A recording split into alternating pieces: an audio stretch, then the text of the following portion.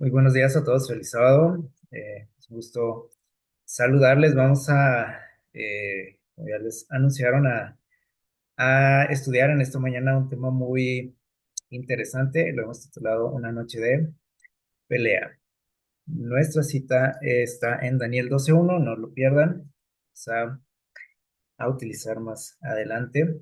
Eh, Quiero invitarles a abrir su Biblia en Génesis. Génesis.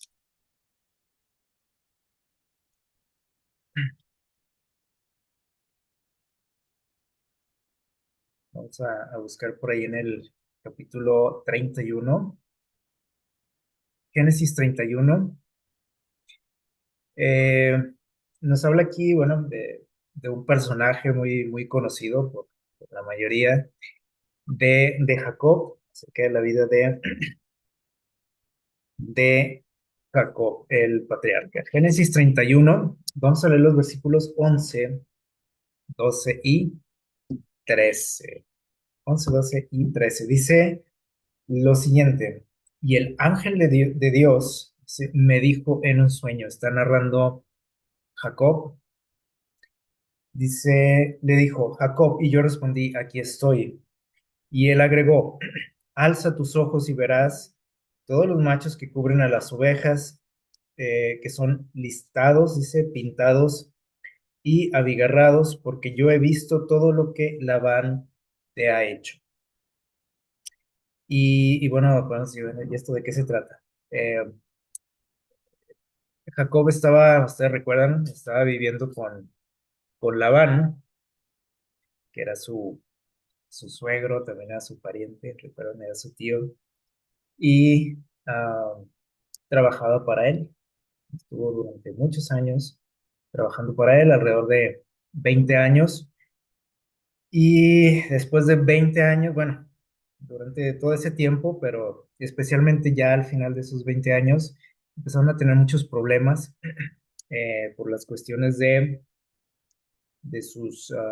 las posesiones que tenían en ese tiempo. Acuérdense que la riqueza se medía más en el ganado, ¿sí? Más que en dinero. Así que empezaron a tener problemas ahí con la administración, ¿verdad? De esas posesiones. Eh, y dice aquí el relato que Dios le dijo a Jacob que él se estaba dando cuenta de todo lo que su suegro le estaba haciendo, porque por ahí quería como sacar ventaja, ¿no? De él y bueno, de las ganancias también que él tenía de su trabajo.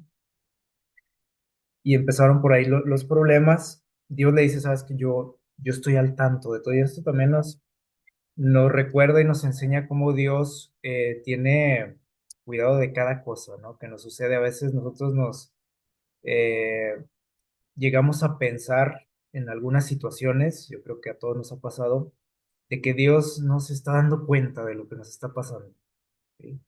Y peor si son cosas que a lo mejor decimos, no, esto, ¿qué le va a interesar a Dios, ¿no? En mi vida. Probablemente eso es algo muy grave, decimos, bueno, sí, Dios sabe, pero otras cosas a lo mejor no. Y es cuando nos sentimos un poco solos, ¿no? Y aquí Dios le recuerda que está siempre al pendiente, siempre con él. Y le dice en el versículo 13, yo soy el Dios de Betel. ¿Por qué le dice esto Dios? Bueno, miren lo que le dice a continuación, dice, donde tú ungiste la piedra, dice, donde me hiciste aquel voto, en un lugar llamado Betel, ¿se acuerdan? Donde tuvo un sueño por ahí de una escalera, ¿se acuerdan? Que llegaba al cielo, y que se dio cuenta de que Dios estaba con él precisamente. Y le recuerda, porque él está en una situación algo complicada en cuanto a la relación, ¿no? Con su suegro, con su familia. Eh, Se siente probablemente como acorralado, no sabe qué hacer, y Dios le recuerda, le dice, ¿te acuerdas que de aquel lugar donde nos encontramos, que yo te hice una promesa, que te dije que estaba contigo, que estaría contigo toda tu vida? Bueno, aquí estoy, le dice, yo me doy cuenta de todo lo que te pasa. Dice, y fíjense la orden que le da, dice, levántate ahora y sal de esta tierra.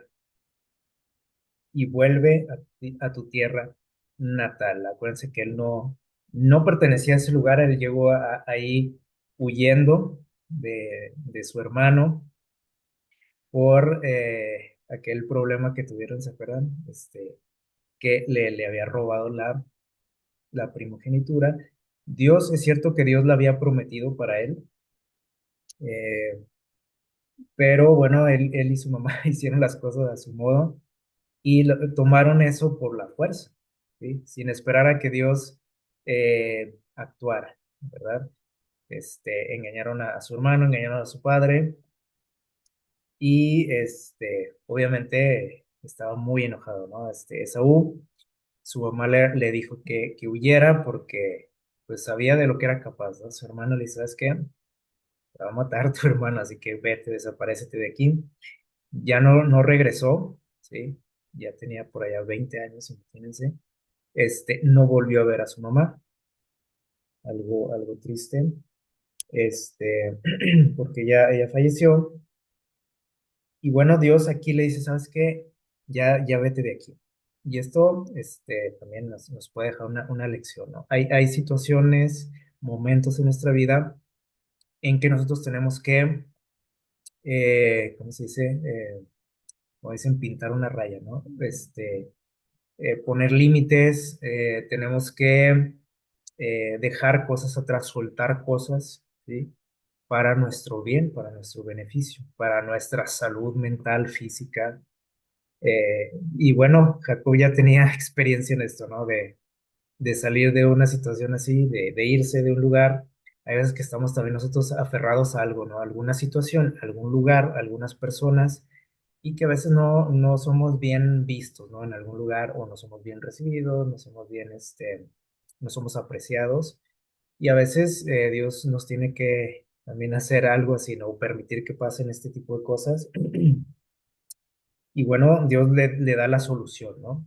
Le dice, sabes que ya esto ya no se puede, que ya no es sostenible esta relación, ya vete de aquí, ya no se puede más. Y él obedece, ¿sí? Por ahí habla con sus esposas, les platica la situación, y bueno, ellas también deciden irse, ¿no? Ellas también ya se sentían algo incómodas con las actitudes que tenía su padre. Y bueno, hacen las maletas y salen de aquel lugar. Lo hacen también a escondidas, ¿sí? Porque conocían cómo era el papá, ¿no? Cómo era Labán. Y miren lo que nos dice por aquí en el libro Patriarcas y Profetas, un comentario de Elena White dice, aunque Jacob había dejado Padán Aram en obediencia a la instrucción divina, así se llamaba el lugar donde vivía Labán, dice, volvió con muchos temores, o sea, dijo, bueno, Dios me ordenó, ¿no? Que saliera de aquí, pero dice que iba con miedo, y ustedes ya se imaginarán por qué, porque Dios le dice, vete a tu casa otra vez, no le dijo, vete, pues busca otro lugar o a donde establecerte, y le ordenó que regresara a su hogar, de donde había salido hacía 20 años, dice por aquí. ¿Y por qué tenía miedo? Miren, aquí dice, recordaba siempre el pecado que había cometido al engañar a su padre. Era algo que no se había sacado de su cabeza en todo ese tiempo, imagínense. Y eso es desgastante, ¿sí? Cuando tenemos por ahí alguna situación que nos inquieta, nos afecta mentalmente, a lo mejor alguna vez hemos pasado alguna situación así, un momento así, y es algo desgastante, ¿no? Imagínense durante 20 años estar cargando con eso. Dice, sabía que su largo destierro era un resultado directo de aquel pecado. O sea, todo lo que había vivido, incomodidades, problemas, dice que él relacionaba todo eso con, pues como una consecuencia, ¿no? De lo que había hecho. Dice, y día y noche mientras cavilaba en estas cosas, los reproches de su conciencia acusadora entristecían el viaje. Y bueno, pues, traía esa carga y aparte tenía miedo de lo que pudiera hacer su hermano.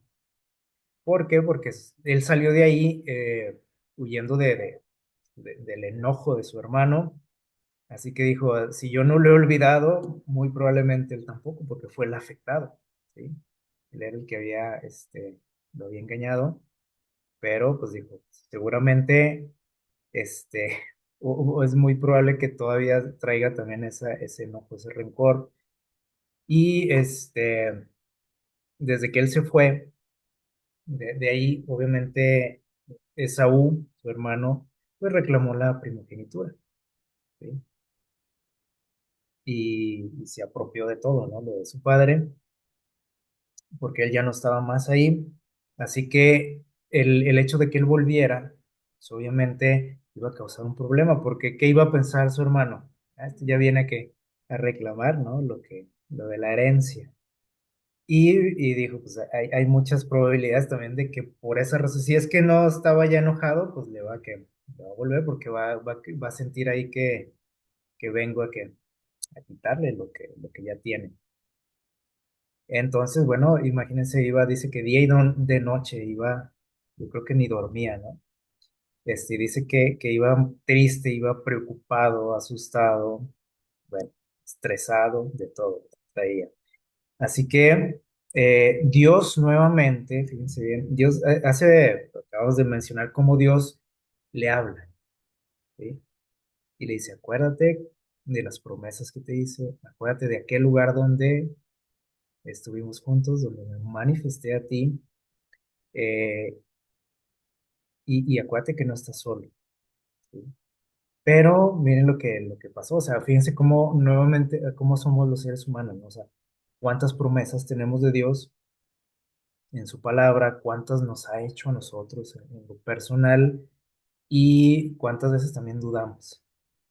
Y nos dejamos otra vez que apachurrar ahí por los problemas, por las situaciones y dudamos de Dios. Y miren nuevamente, por ahí en el siguiente capítulo, en el 32 Dios se le manifiesta otra vez, dice, y Jacob siguió su camino y le salieron al encuentro ángeles de Dios. Y por ahí en el libro de Patriarcas y Profetas menciona que dice que vio al frente de su caravana un ejército de ángeles y atrás otro, o sea, dos ejércitos, no eran dos ángeles, sino dos ejércitos de ángeles, uno al frente, uno atrás, y, y él se da cuenta de esto, imagínense ver algo así, parecido a lo que vio Eliseo, ¿se acuerdan? Este, ¿Qué le estaba diciendo Dios? Aquí estoy contigo, te estoy cuidando, te estoy protegiendo. Y dijo Jacob cuando vio, dice, cuando los vio, dice, esto es el campamento de quién? De Dios. Y llamó el nombre de aquel lugar Manahaim, que significa los dos ejércitos o dos campamentos, por ahí mencionan otras versiones.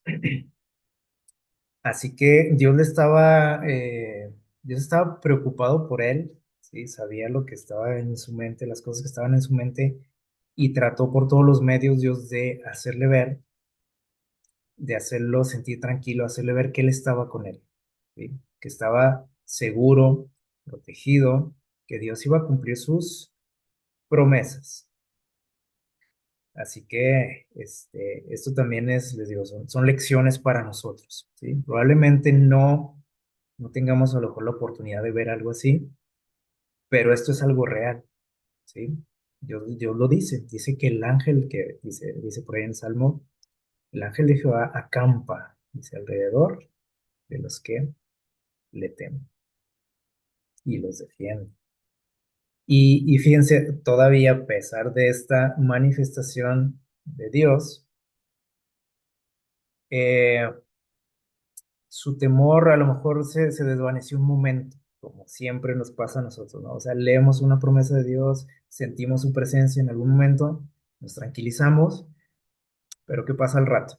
¿O qué pasa cuando, o por ejemplo, me tranquilizo, me lleno de esperanza, de fe, cuando estoy en la iglesia, pero salgo de la iglesia y otra vez a estar estresado, a tener miedo, a preocuparnos, y esto le vuelve a pasar, o sea, tienes encuentro con Dios nuevamente, eh, y a los pocos instantes otra vez ya está preocupado y dice Jacob, yo tengo que hacer algo, ¿sí? O sea, sí, Dios me ha prometido cosas, pero yo tengo que hacer algo por mi seguridad, por mi vida, por la vida de mi familia, de mi gente, sus trabajadores.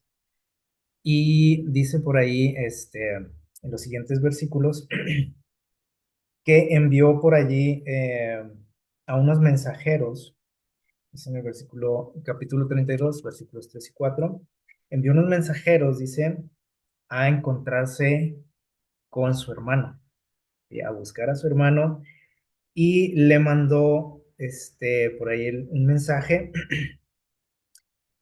y dice que dio instrucciones por ahí a sus mensajeros, les dijo, decida mi hermano, así dice tu siervo Jacob, hasta ahora he vivido con Labán.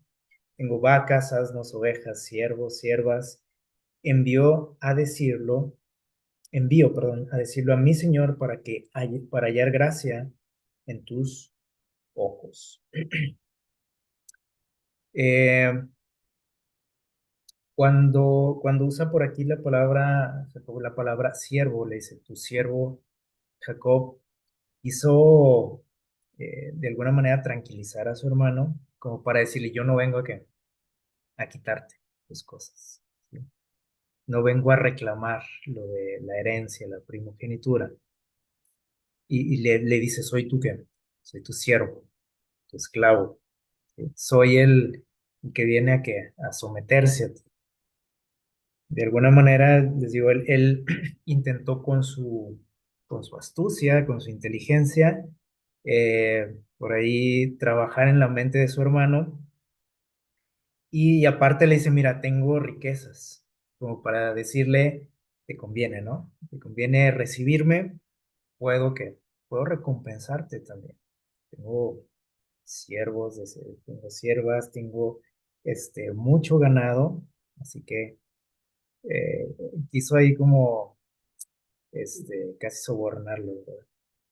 Y bueno, cuando regresan los siervos, ellos fueron a entregar el mensaje, regresan y para su sorpresa le dicen, ¿sabes qué? Pues sí, ya hablamos con tu hermano, pero él ya viene también a encontrarte, ¿sí? Y no viene solo.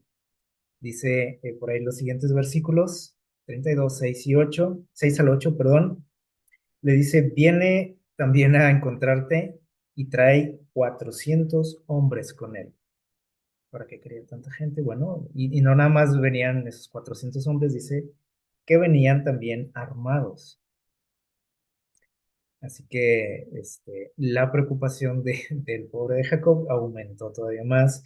Dice por ahí en el relato, en el versículo 7 que Jacob tuvo gran temor. Ya no nada más era un temor, era un gran temor. Y dice, se angustió y distribuyó el pueblo que tenía consigo, las ovejas, vacas, camellos, en dos cuadrillas. Dice que los dividió. Obviamente también la gente se empezó a preocupar porque decían, pues, ¿por qué nos están dividiendo? ¿Qué está pasando? Se empezaron a alarmar todos. O sea, ya no, ya no el miedo nada más era en él, sino en toda su gente. Este, los divide por la razón de que dice tal vez, si viniera eso, dice, y atacar a un grupo, ¿sí? Dice, al menos el otro va a poder que escapar y sobrevivir. Eso era la intención, ¿no? De su hermano, porque traía hombres armados. Así que Eh, pues imagínense el estrés, ¿no? Al que estaba siendo sometido Jacob. Y él, pues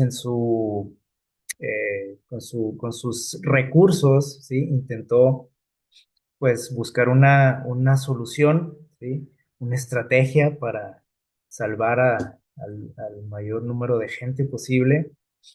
Y bueno, decidió esto, ¿no? Dividir al grupo. Otra cosa que nos menciona por ahí en el versículo 13 dice que aparte de eso, decidió enviarle de una vez los regalos, ¿sí? Sin que Saúl pidiera nada, porque acuérdense, anteriormente le dijo, tengo riquezas, ¿sí? Ahora dice, bueno, pues ya mejor. le envío, ¿no? Los regalos, los obsequios para a ver si puedo que de alguna manera tranquilizarlo, controlarlo. Así que por ahí menciona los versículos del 14 en adelante, todo lo que le envía, ¿sí? De ganado, este, y era una gran cantidad. Entonces, dijo, tal vez así estemos a mano, ¿no? Y dijo por ahí en el versículo 20, dice, él pensó, dice, tal vez así apaciguaré su ira con estos presentes. Este, dice, y a lo mejor ya podré platicar con él, pues tranquilo, ¿no? Podernos arreglar. Y, y bueno, todo esto, ¿cómo puedo decir? Lo que hace Jacob aquí, presa del pánico, del estrés, nos demuestra cómo, fíjense, a pesar de, fíjense, todo lo que Dios le estaba, las maneras en las que Dios le habló y que le estaba prometiendo su protección,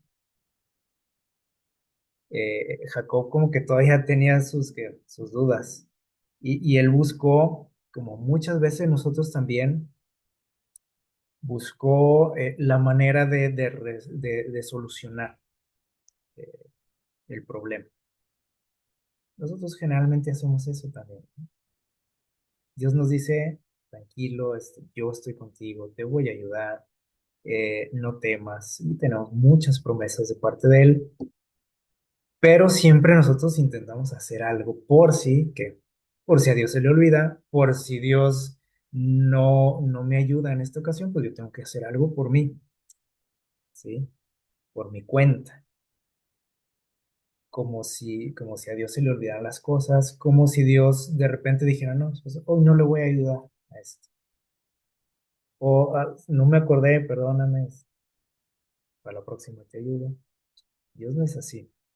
Sus promesas permanecen para siempre y siempre se cumplen en nosotros. Lo que pasa es que nosotros eh, a veces no confiamos lo suficiente en Él y buscamos formas, ¿no? de solucionar las cosas, ¿no? Por si acaso. ¿Sí? Por si Dios no actúa, pues yo tengo que hacer algo por mi cuenta. Y esto ahorita lo vamos a analizar también más adelantito, pero es algo que nos puede traer problemas en nuestra vida, y sobre todo en lo espiritual. Y miren lo que siguió a continuación, dice, había llegado ahora al río Jaboc. Llegaron por ahí su gente. Dice, y cuando vino la noche, Jacob mandó a su familia a cruzar por el vado al otro lado del río. Los envió, les dijo que se adelantaran y él se quedó solo del otro lado del río. Había decidido pasar la noche en oración y deseaba estar solo con Dios. A pesar de todos los esfuerzos que había hecho, se dio cuenta que necesitaba a quién, a Dios. Y dice que quiso pasar esa noche a solas con Dios. Dice que era el único, se dio cuenta, dice que el único que podía apaciguar el corazón de Saúl. O sea, él intentó, pero a la vez se dio cuenta de que su única esperanza era quién, dice aquí, Dios. Y eso es lo que nosotros tenemos que entender también, porque muchas veces nosotros nos esforzamos, ¿no? Por resolver situaciones y buscamos a personas en las palancas, vamos a ver, este, nos esforzamos, ¿no? Porque decimos, bueno, yo tengo que hacer algo, ¿no? Y se nos olvida que Dios tiene todo bajo control, en todo momento. Y Jacob cuando llega esa noche dice que entendió eso y dijo, bueno, pues sí, he hecho de todo, pero mi única esperanza es Dios. Él es el único que puede resolver esto. Ni mis regalos, ni mis palabras, ni mis estrategias pueden pueden salvarme de esta situación. Y dice que, dice, solo e indefenso se inclinó a tierra, profundamente, dice, acongojado. O sea, estaba mal, ¿sí? Mentalmente. Dice, llegó la medianoche y todo lo que hacía, dice, apreciar la vida, estaba lejos y expuesto, dice, al peligro y a la muerte. O sea, dice todo lo que le hacía apreciar la vida, o sea, lo que lo hacía sentirse feliz, satisfecho. Dice que ahora lo veía todo muy lejano, ¿sí?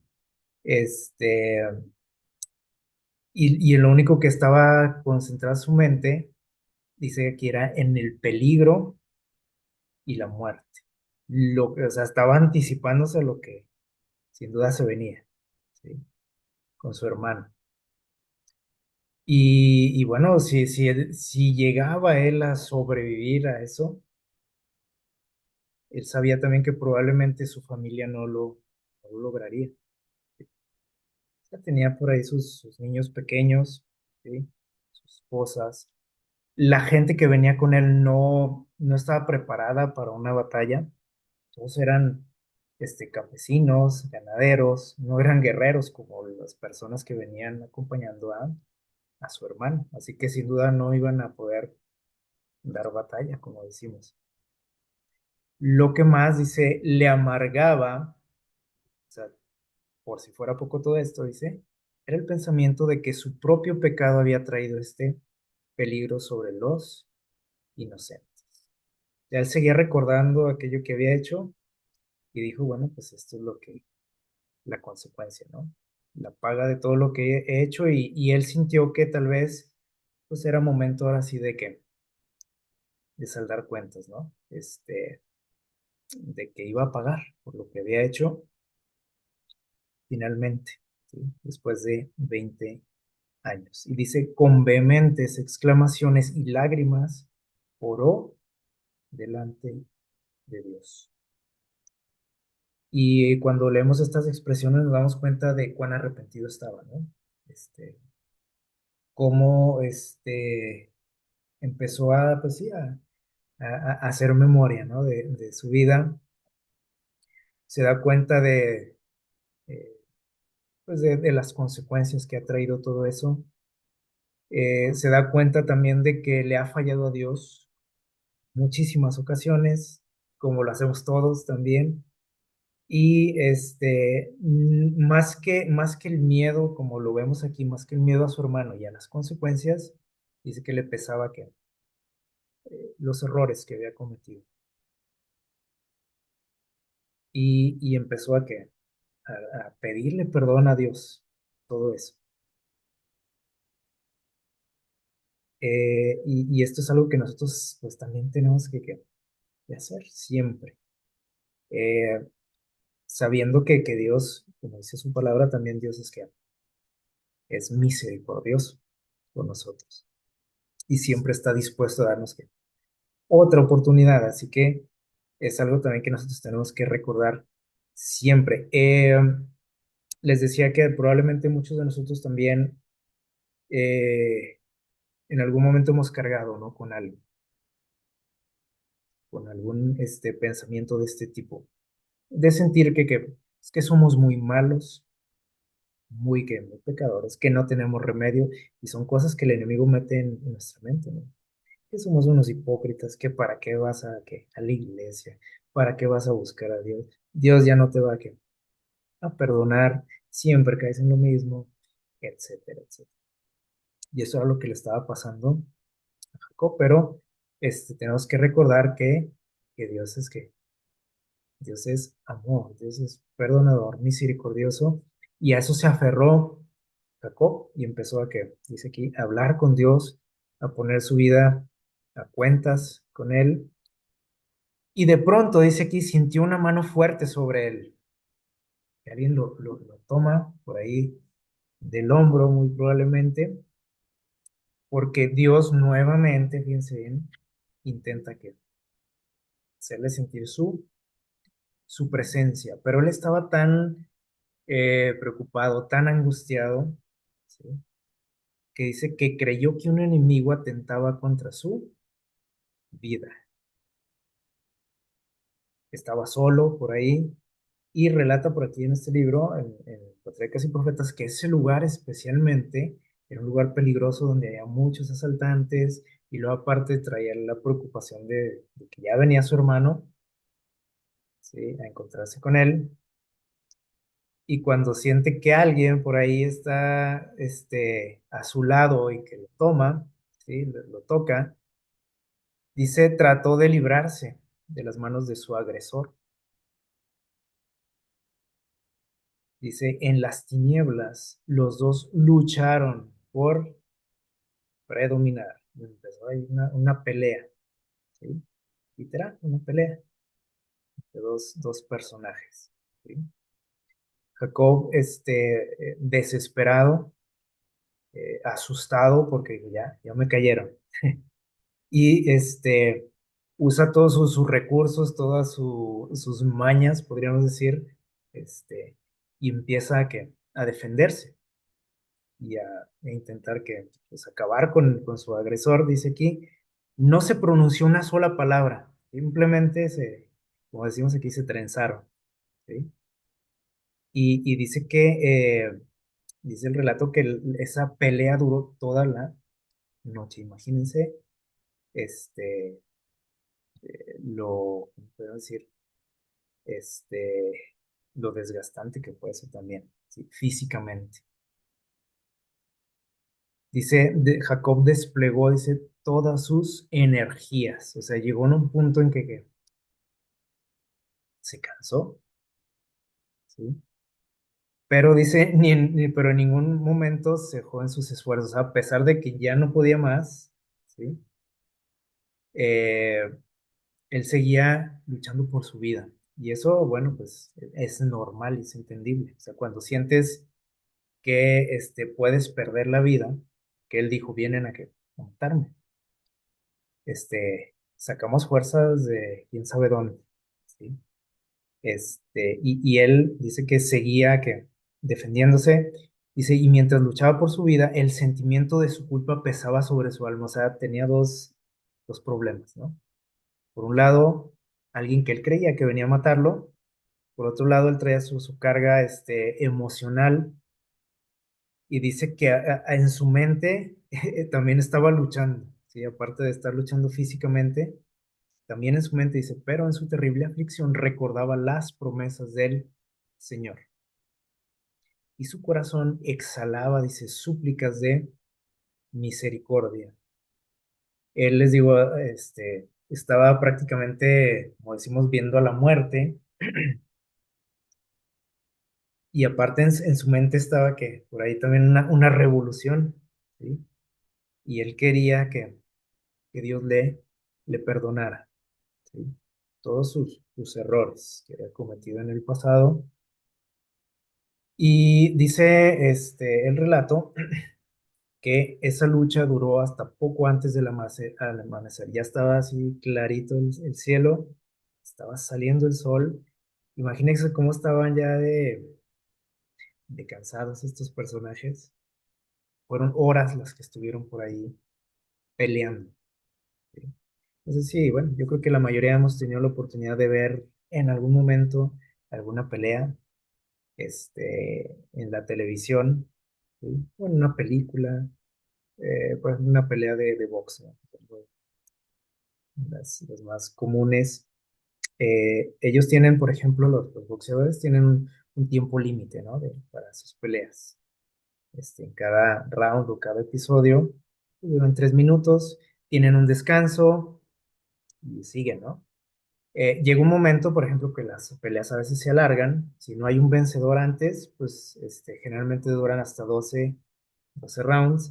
Y ustedes pueden ver o han visto cómo las energías se van acabando a lo largo de la pelea, ¿sí? Que a lo mejor al principio se ven muy animosos los peleadores, con ganas, este, empieza a correr el tiempo y se les nota, ¿no? En su rostro, se les nota en sus movimientos que ya no es igual, ya cuando están avanzada la pelea, eh, se nota el cansancio, ¿sí?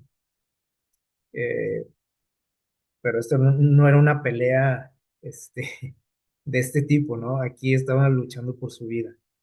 No había no había descansos, no era de que, a ver, vamos a pararle un ratito, deja agarro aire y seguimos, ¿sí? Y duró horas. Así que imagínense el desgaste físico más el desgaste emocional que él traía, estaba hecho polvo, como decimos. Dice que cuando ya estaba amaneciendo, ¿sí? Aquel personaje con el que estaba luchando, dice, aquel desconocido, de pronto como que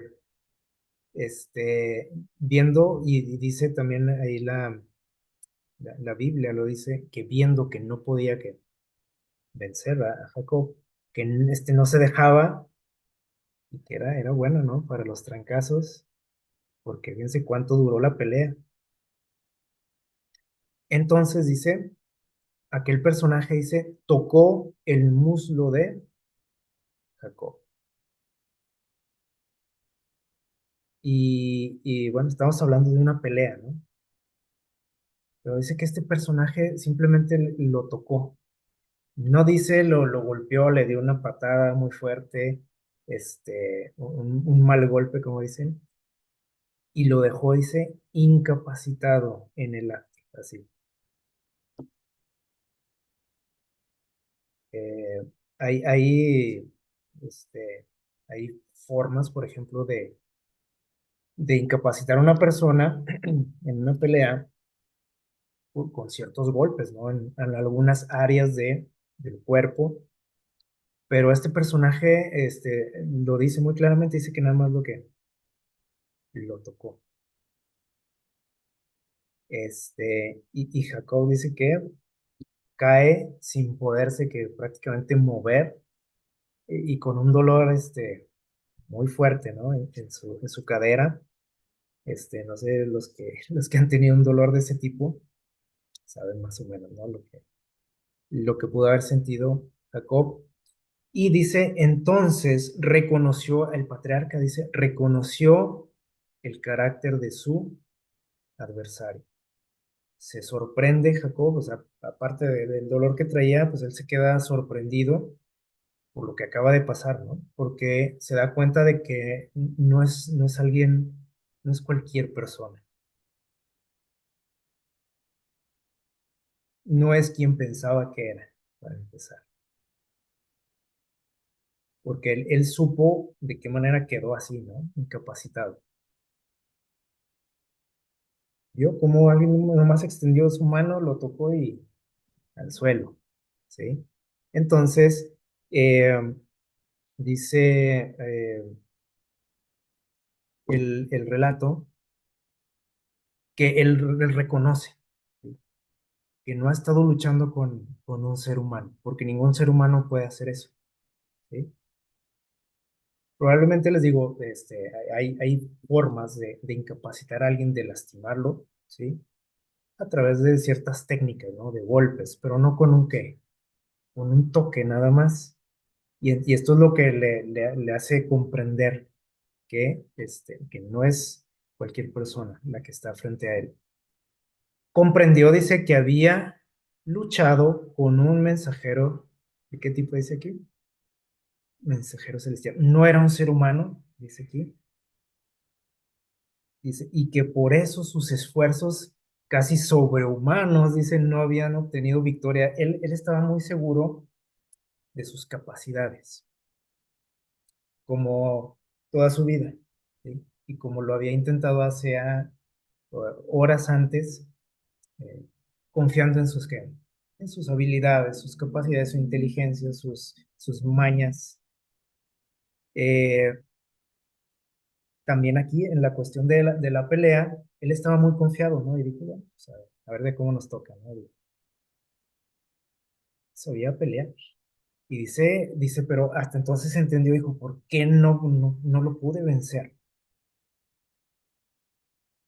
Seguramente en algún momento de su vida había tenido peleas, ¿sí?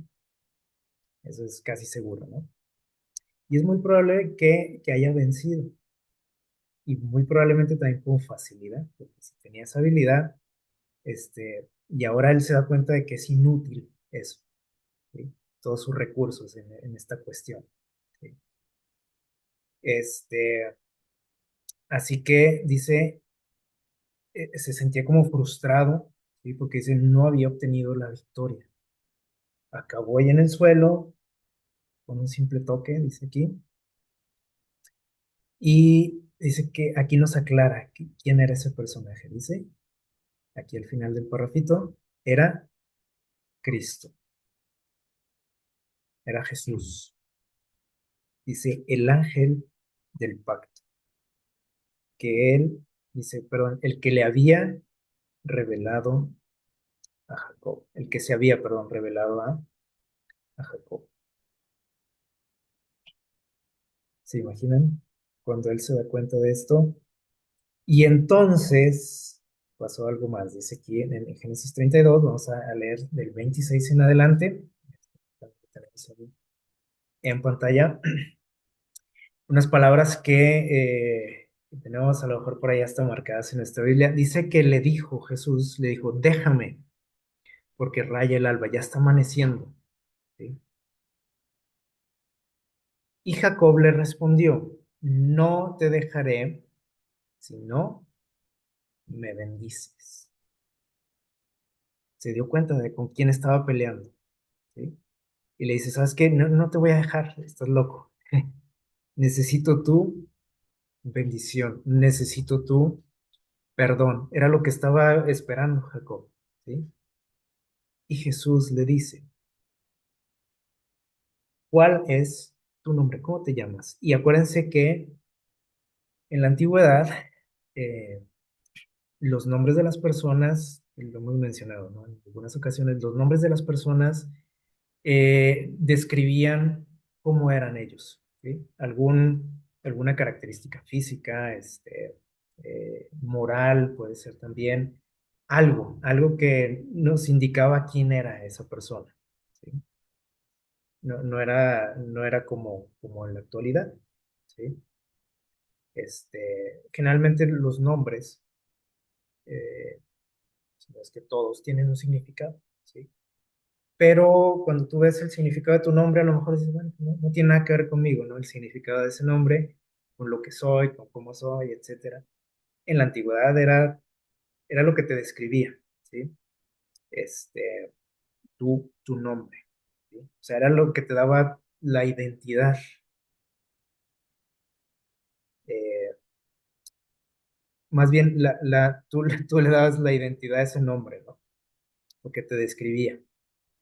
Eh, y entonces cuando le dice, ¿cómo te llamas? Y él responde, dice, me llamo que Jacob.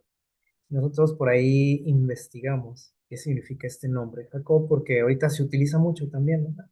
Le ponemos Jacob al niño, ¿sí? Este, pero lo hacemos porque ¿qué? Que nos gusta a lo mejor el nombre, porque admiramos al personaje, porque, pues no sé, así se llamaba el papá, el abuelito, etc. Eh, Jacob significa engañador. Entonces le dice a este hombre, le dice, ¿tú quién eres? Le dice, ¿cómo te llamas? ¿Quién eres? ¿O qué eres? Y Jacob le dice, ¿soy qué? Soy un engañador, tramposo, un mentiroso. Y cuando Jacob responde esto, estaba diciendo lo que era él, o sea, no estaba preguntándole exactamente el nombre, ¿sí? Le digo, porque nosotros leemos esto, decimos, bueno, porque Jesús no sabía quién era o cómo se llamaba, lo sabía. Pero en aquellos tiempos, en ese contexto, el decir tu nombre era decir lo que eras tú, ¿sí? Y entonces Jacob aquí se está am, confesando ante Dios, ¿sí? Y le dice eso es lo que soy, ¿sí? Y sin duda él empieza también a recordar, ¿no? Todas sus fechorías, este, y saben que nosotros también, eh, en estas situaciones, seguramente Jesús nos confronta así también. ¿Sí? Cuando nosotros acudimos a Él en busca de misericordia, de perdón, Él busca también que nosotros que reconozcamos. ¿Sí? ¿Cuántas veces nosotros le decimos a Dios, ay Diosito, perdóname? Porque sabemos que metimos la pata por ahí, pero a veces es como un instinto, ¿no? Ay, que me perdone Dios, ¿no? Por esto. Porque a veces tememos a las consecuencias de lo que hacemos, pero Dios busca algo más en nosotros. Y acuérdense que generalmente cuando Dios pregunta algo no es porque Él desconozca las cosas. Alguna vez hablamos de esto, ¿se acuerdan? Él usa algo que se llama por ahí la retórica, ¿sí? Que es utilizar preguntas, pero no por desconocimiento, por querer información, sino para hacer, reaccionar, reflexionar a la otra persona. Y cuando Dios hace preguntas, Él no quiere información, Él quiere que tú reflexiones. ¿Sí? Y entonces aquí le dicen, o sea, a ver, ¿por qué quieres que te bendiga? ¿Por qué quieres que te perdone? Y Jacob le dice, es que soy un engañador, soy un pecador. Y aquí Jacob reconoce, o sea, él no está pidiendo la bendición de Dios o el perdón de Dios porque tenga miedo, porque a veces así lo hacemos nosotros, ¿no? Por instinto, o sea, a veces decimos, bueno, la regué, pues le pido perdón a Dios, pero Dios quiere algo más que palabras, ¿sí? Quiere que eso salga de nuestro corazón, con un arrepentimiento sincero. Y aquí Jacob reconoce lo que es, ¿sí? Muchas veces nosotros decimos, bueno, es que sí la regué, pero no quería, y sí la regué, pero es que yo no soy así, sí la regué, pero, o sea, como que a la vez nos justificamos, y aquí Jacob ya no puede más y le dice, esto es lo que yo soy. Y en ese momento, fíjense, cuando él reconoce lo que es un Jacob, que para nosotros pues tiene otro significado, ¿no? Jacob, qué bonito nombre decimos, pero en aquel tiempo no era tan agradable, ¿no? Llamarse así. Y dice, el varón le dijo, dice, ya no se dirá más tu nombre, Jacob, ya no te vas a llamar así, ya no vas a ser ¿qué? Un engañador. De ahora en adelante, dice, te llamarás Israel. ¿Y qué significa este nombre? Y aquí lo aclara, dice, porque tú has luchado con Dios y con los hombres y has vencido. Y podemos decir, bueno, que no lo derrotaron en esa pelea porque dice que había luchado con Dios y había que vencido. Ahorita vamos a ver esto, dice. Y entonces Jacob le preguntó, le dijo, oye, ¿y tú cómo te llamas? Y no le dijo su nombre porque nada más dijo, ¿por qué? ¿Para qué preguntas? Mi nombre? Tranquilo. Y dice, lo bendijo. Prácticamente aquí Jesús le dice, hay algo más importante, ¿no? Que aclararte mi nombre, yo vengo a otra cosa, ¿sí? Y dice, y llamó Jacob el nombre de aquel lugar Peniel, porque dijo, vi a Dios cara a cara. Aquí nos dice que con quién estaba peleando, ¿sí? Dice, perdón, dice, librada mi alma. Fue que perdonado. Y ese cambio de nombre, a veces vemos esas situaciones, ¿no? En la Biblia, el cambio de nombre prácticamente te estaba haciendo una nueva persona. Y Dios te estaba diciendo, estás que perdonado. Ya no me voy a acordar de lo que eras, ¿sí? Me voy a acordar de lo que serás, ¿sí? Y de lo que acabas de hacer ahora. Y el hecho, por ejemplo, aquí de que Jacob ponga nombre también, y ahorita lo vimos, ¿no? En Betel, en Manahaim y aquí en Peniel, nos dice la importancia de los nombres, ¿sí? O sea, esa palabra decía mucho, ¿sí? O sea, no era nada más que se le ocurrió, porque eso lo vemos muy frecuentemente en la Biblia, ¿no? Que le ponían un nombre a un lugar, porque indicaba todo lo que había sucedido ahí. describía ese lugar. Entonces, igual con los nombres de las personas. Y si Dios tiene esa facultad de cambiar nombres, ¿sí? En este caso estaba diciendo, de aquí en adelante, que borrón y cuenta nueva, ¿sí? Tus pecados fueron que, perdón, tus errores, tus engaños, tus mentiras, todo lo que pasó se acabó. Dice, ahora te voy a llamar así. Porque para Dios él ya no era eso, ¿sí? Y eso es algo que nos debe también a nosotros eh, de llenar de esperanza. Cuando nosotros vamos a Dios en busca de perdón, cuando queremos que, que haga un cambio en nosotros, ¿sí? Él lo hace. Y dice, ya para mí tú no eres eso, ¿sí? Yo me olvido de eso. Hace poco lo vimos, ¿se acuerdan? Cuando Dios perdona, dice, Él dice, borra nuestros pecados, los echa donde, al fondo del mar. Y dice, Jacob alcanzó la bendición de su alma, que su alma, perdón, dice, había anhelado. Por eso menciona ahí que había luchado con Dios y había vencido. No se estaba refiriendo a la pelea física, lo que había sucedido, sino a la pelea donde, en su mente, porque él estaba buscando algo. ¿Sí? Y cuando hablamos de vencer es que lograr algo, alcanzar algo que, por lo que hemos luchado precisamente. ¿Y él qué quería? Él quería la bendición de Dios, el favor de Dios, quería tener la seguridad del perdón y lo consiguió. Por eso habla de ese, o utiliza ese verbo vencer. Dice, su pecado como suplantador y engañador había sido perdonado. Y con ese cambio de nombre él tenía esa seguridad. La crisis dice, de su vida había pasado. La duda, la perplejidad, los remordimientos, dice que habían amargado su existencia, todo había quedado que borrado en el fondo del mar, dice, pero ahora todo había cambiado. Fue dulce la paz de la reconciliación con Dios y dice, ya no tenía miedo de encontrarse con su hermano. Sintió dice, mucha que paz, tranquilidad.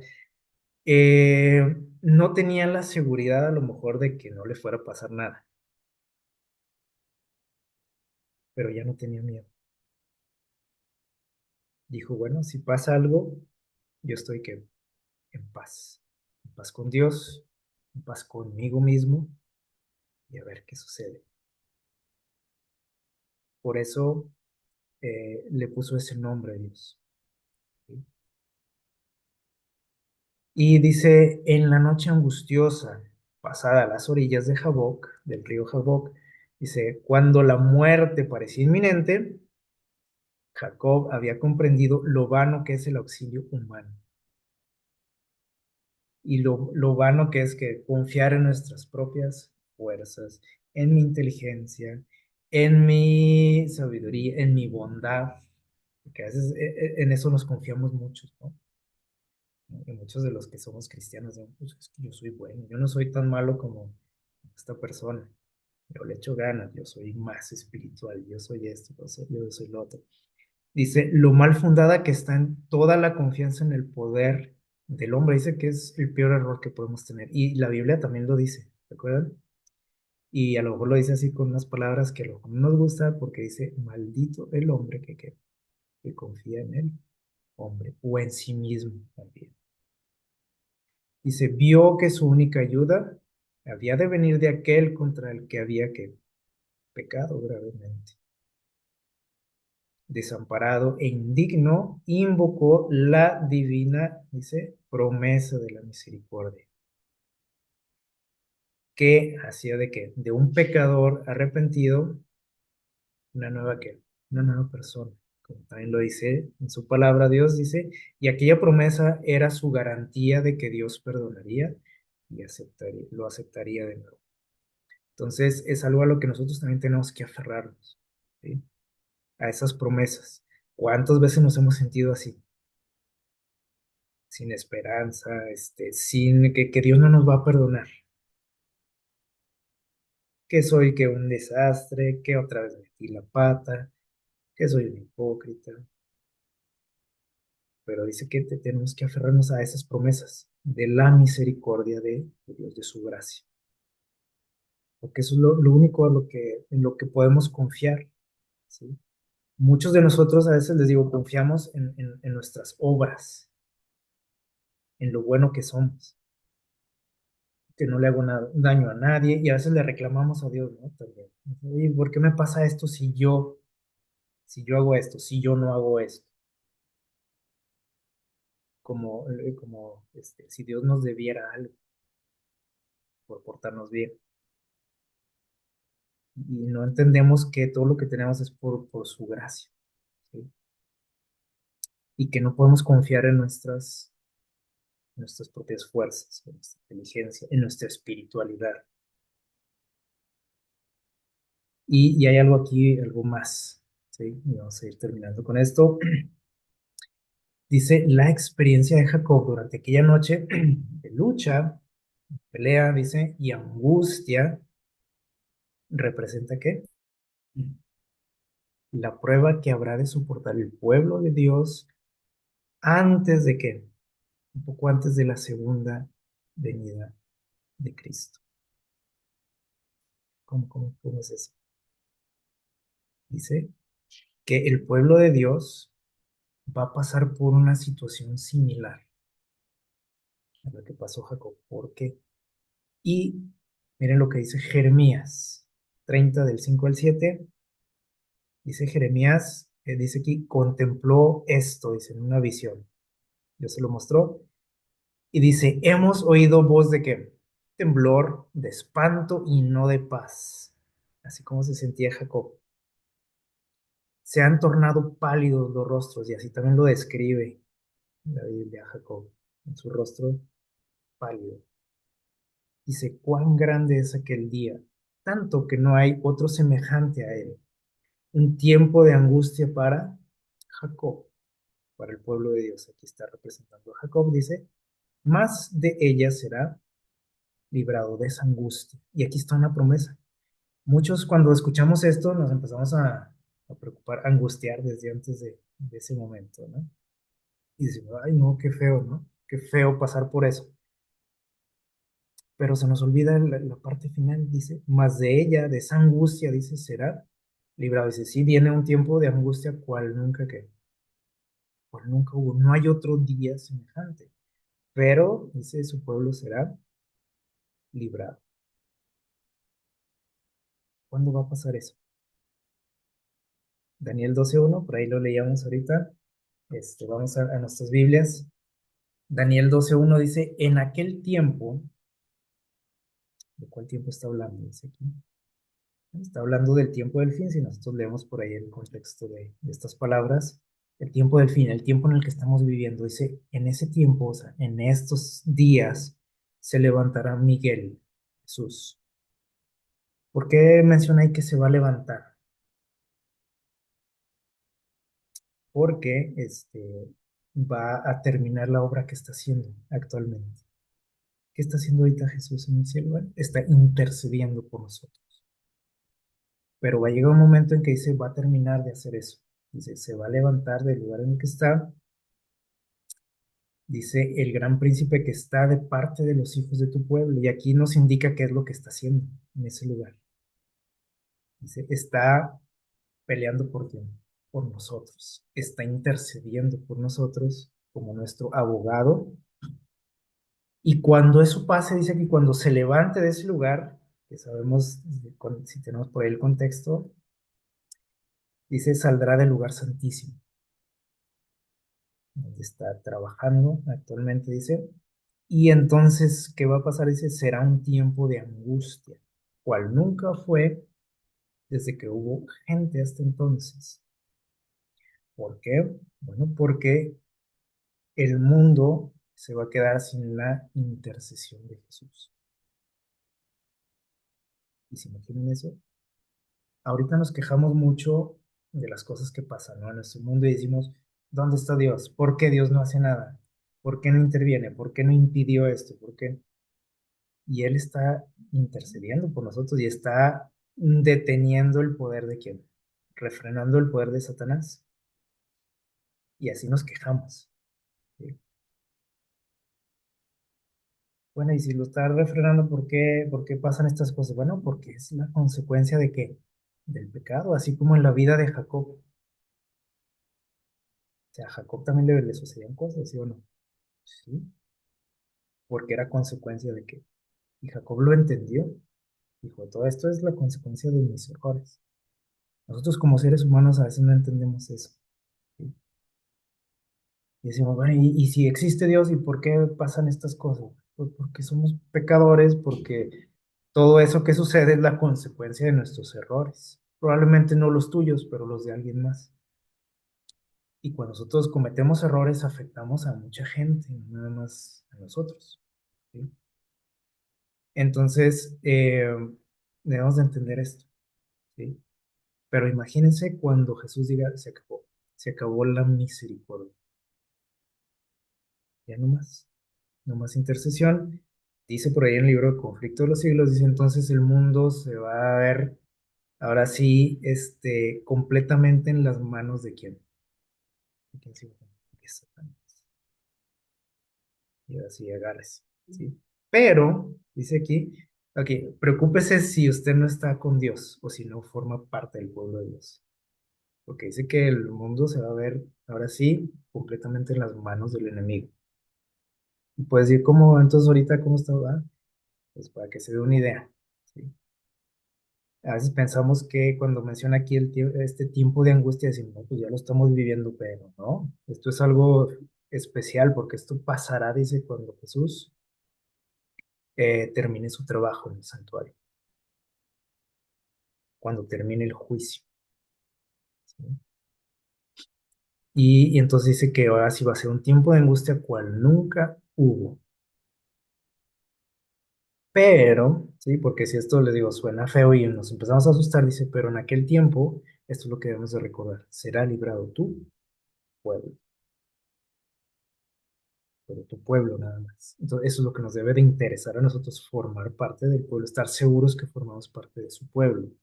Todos los que se hallen escritos en el libro. ¿Por qué? Porque el juicio va a terminar, acuérdense.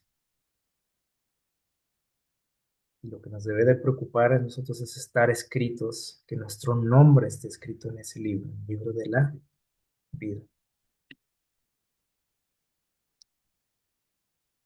Y si es así, entonces no debo que de preocupar. Sin embargo, fíjense lo que va a pasar en ese momento, porque decimos a qué se refiere ese tiempo de angustia.